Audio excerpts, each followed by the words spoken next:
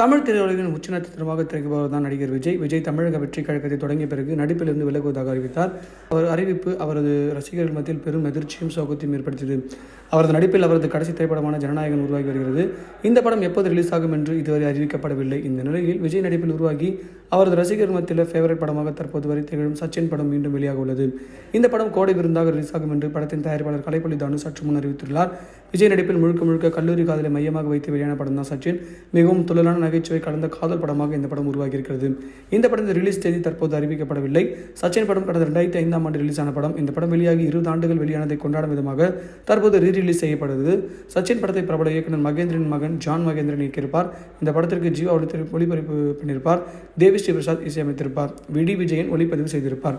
விஜயின் கடைசி படம் தற்போது உருவாகி வரும் சூழலில் நடிகர் விஜய் நடிப்பில் வெளியாகி வெற்றி பெற்ற படம் சச்சின் மீண்டும் ரிலீஸாக இருப்பது அவரது ரசிகர்களுக்கு இன்ப அதிர்ச்சியாக அமைந்துள்ளது.